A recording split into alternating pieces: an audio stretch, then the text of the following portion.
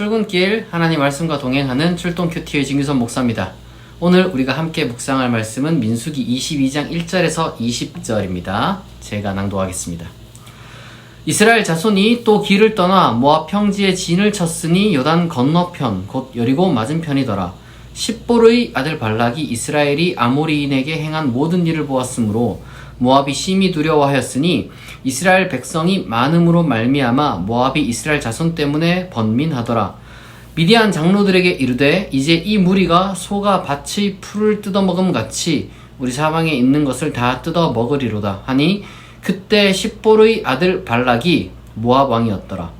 그가 사신을 부올의 아들 발람의 고향인 강가 부돌에 보내어 발람을 부르게 하여 이르되 보라, 한 민족이 애굽에서 나왔는데 그들이 지면에 덮여서 우리 맞은편에 거주하였고 우리보다 강하니 청하건대 와서 나를 위하여 이 백성을 저주하라. 내가 혹 그들을 쳐서 이겨 이 땅에서 몰아내리라. 그대가 복을 비는 자는 복을 받고 저주하는 자는 저주를 받을 줄을 내가 알미니라. 모압 장로들과 미디안 장로들이 손에 복채를 가지고 떠나 발람에게 이르러 발락의 말을 그에게 전하매 발람이 그들에게 이르되 이 밤에 여기서 유숙하라. 여호와께서 내게 이르시는 대로 너희에게 대답하리라. 모압 귀족들이 발람에게서 유숙하니라. 하나님이 발람에게 임하여 말씀하시되 너와 함께 있는 이 사람들이 누구냐?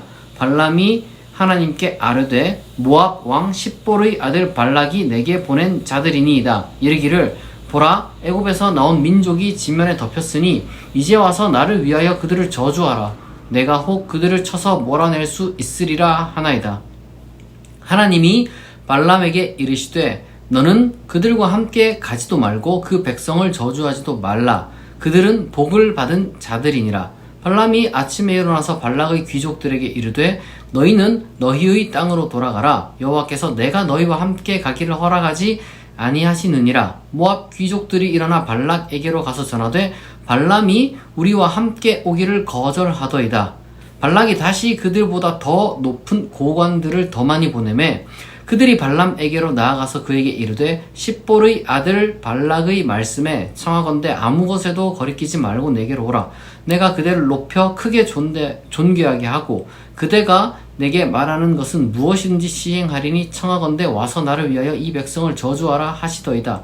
발람이 발락의 신하들에게 대답하여 이르되 발락이 그 집에 가득한 은금을 내게 줄지라도 내가 능히 여호와 내 하나님의 말씀을 어겨 덜하거나 더하지 못하겠노라. 그런즉 이제 너희도 이 밤에 여기서 유숙하라. 여호와께서 내게 무슨 말씀을 더하실는지 알아보리라. 밤에 하나님이 발람에게 임하여 이르시되 그 사람들이 너를 부르러 왔거든 일어나 함께 가라. 그러나 내가 네게 이르는 말만 준행할지니라.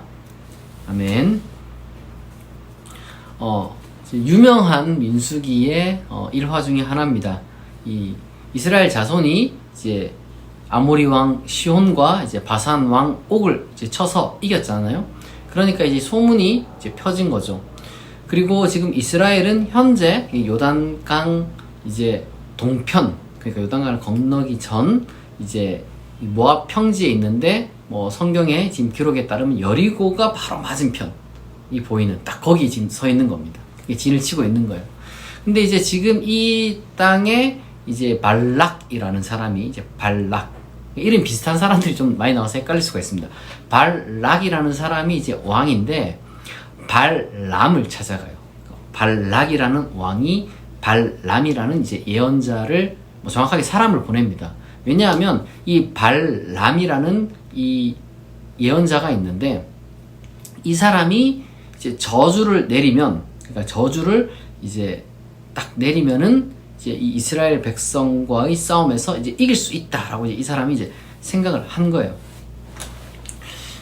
고대 세계에서 이제 저주를 믿는 어떤 그 주술적인 힘, 뭐 그런 것들이 분명히 이제 어느 정도 이제 어떤 사람들이 믿었을 거예요. 그러니까 실제로 어떤 그 주술적인 힘을, 그러니까 마치 이제 무슨 마법 같이 약간은 좀 말이 안 되죠. 그러니까 약간이 말이 안 되는 게 아니라 과학적인 어떤 세계관에서 있을 수 없는 일이죠. 내가 여기서 말을 한다고 해서 이 말을 듣지도 못하는 어떤 원거리의 상대에게 아무런 영향력을 미칠 수는 없을 겁니다.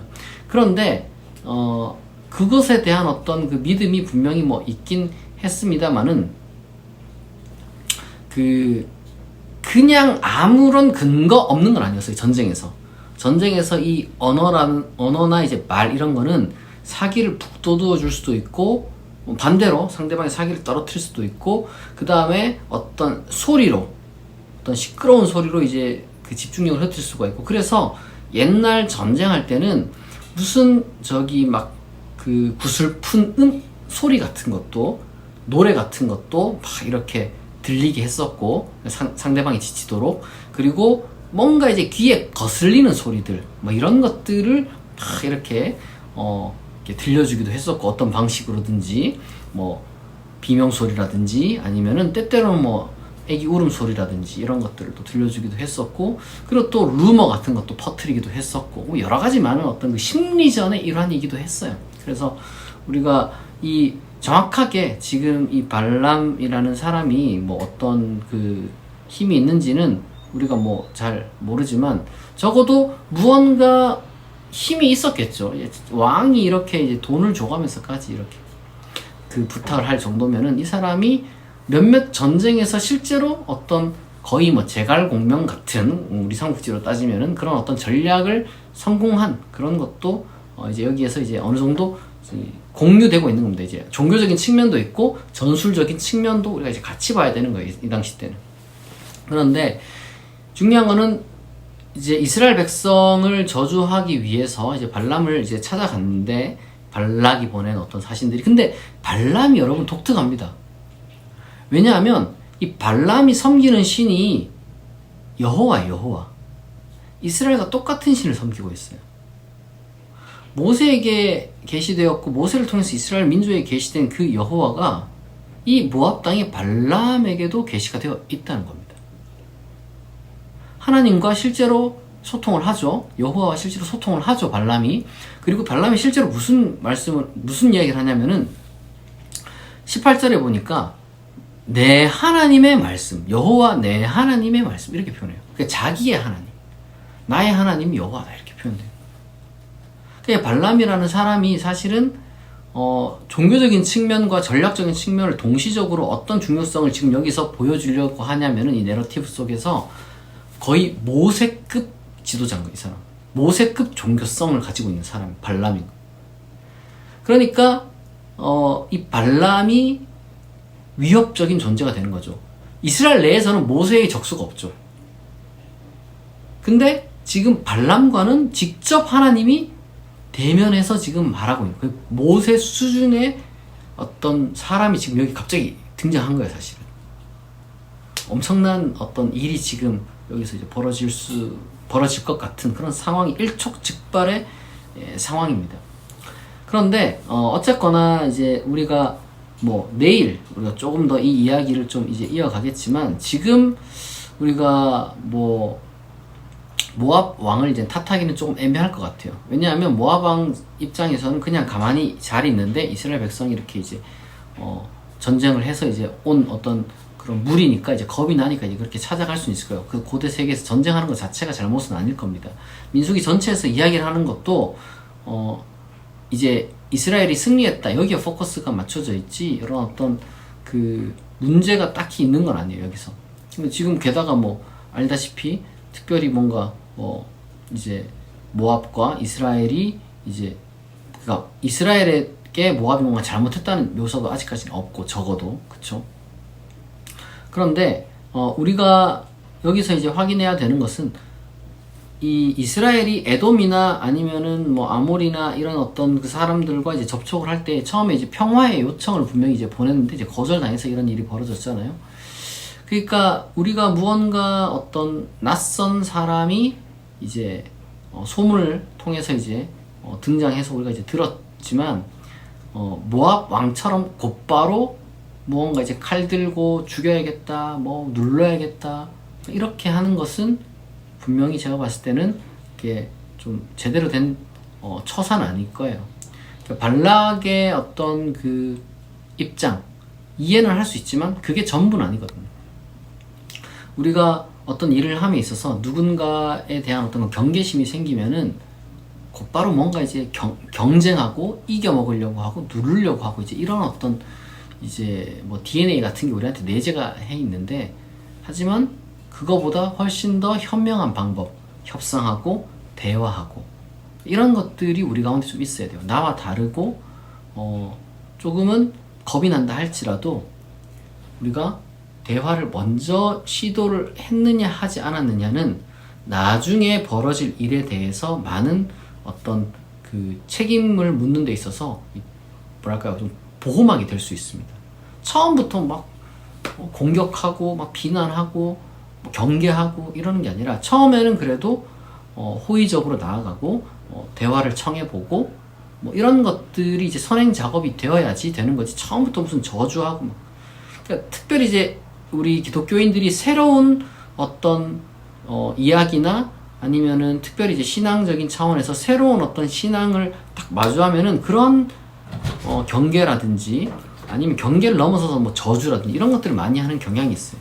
그러나 우리는 그러한 태도를 좀 벗어버리고 그래도 열린 마음으로, 진짜 근데 문제가 있으면 당연히 우리가 뭐 이게 좀 경계를 해야 되겠지만, 근데 경계가 있는지 없는지 제대로 확인도 하지 않은 채 그냥 낯설다는 이유 하나만으로 이제 매도하는 것은 이제 올바른 태도가 아니다라는 걸 우리가 이제 좀 배워야 될 것 같고요.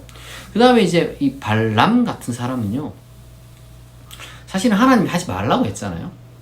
근데 이 사람이 왜 갈등하냐 그러면 우리 뭐 다 알죠. 돈 때문이죠 뭐.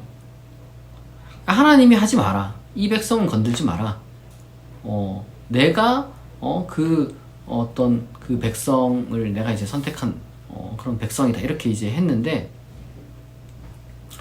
내가 이제 그런 복을 준 백성이고 뭐고 하여튼 한 번 더 내가 여호와께 물어보겠다. 왜냐하면 이제 처음에는 거절했는데 더 많은 돈과 더 높은 사람이 와가지고 부탁을 하니까 이렇게 우쭐해지는 거예요. 종교를 가진 사람들이 이제 신앙을 언제 제일 많이 배신하냐면은 돈 때문에 배신하고, 그리고 이제 좀 사회적 지위가 올라갈 수 있는 그런 유혹 앞에서 신앙을 많이 뭐 배신하는 것 같아요. 여러분, 우리는 그러면 안 됩니다. 여러분, 돈 좋죠. 돈 좋고, 그리고 이제 사회적으로 신분 상승하면 좋잖아요. 근데 그게 신앙을 배신하고, 그리고 지금 하나님이 보호하시는 그 백성을 짓밟고, 지금 여기서 이스라엘이 사실은 약자잖아요. 뭐 전쟁에서 이겼다고는 하지만 어쨌든 뭐 고향 땅도 없는 그냥 집단 아닙니까? 약자를 짓밟지 말라는 게 하나님의 신앙, 우리 기독교인의 신앙의 핵심인데, 그걸 다 무시하고 돈, 어떤 사회적 신분 상승 이런 것들을 추구하는 그러한 여러분 사람이 되지 않아야 됩니다. 그런 기회가 사실 많이 찾아오진 않는 것 같아요. 그리고 많은 사람들이 그렇게 하진 않습니다. 그러나 혹여나 우리 인생 가운데 돈, 사회적 신분 상승 이러한 어떤 유혹이 찾아올 때, 그것이 하나님에 대한 신앙, 그리고 하나님이 보호하는 사람들을 짓밟는 것이 아님이 확인될 때에 여러분들이 적법한 수단과 적법한 절차를 통해서 부자가 되고 사회적 신분 상승하는 것을 저는 이제 축복을 합니다만은, 그게 아닐 경우에는 여러분 그것은 사탄의 유혹이다 이렇게 생각을 하시고 항상 깨어서 경계하는 그러한 정말 뭐랄까요, 강한 그리스도인 되기를 진심으로 축복합니다. 기도하겠습니다. 하나님 아버지, 오늘은 발락과 발람의 이야기에 대해서 우리가 묵상을 했습니다. 하나님, 우리가 발락처럼 다친 마음을 갖고 무작정 상대방을 매도하는 자가 아니라 열린 마음을 갖고 상대방을 환대하고 대화를 할 수 있는 그런 마음 자세를 우리에게 허락하여 주옵소서. 그리고 또한 돈을 비롯한 여러 가지 많은 유혹이 우리 가운데 찾아옵니다. 그때 하나님의 신앙에 어긋나지 않는 하나님의 신앙과 하나님이 보호하시는 약자들을 배반하지 않고 짓밟지 않는 선한 그리스도인으로 끝까지 우리가 남을 수 있도록 우리를 붙들어 주옵소서. 감사드리며 예수님의 이름으로 기도합니다. 아멘. 여러분, 오늘 하루도 하나님께서 주시는 힘과 능력으로 맡겨진 일 잘 감당하시기 바랍니다. 오늘 출동 큐티 여기서 마치고 내일 6시에 다시 만나겠습니다.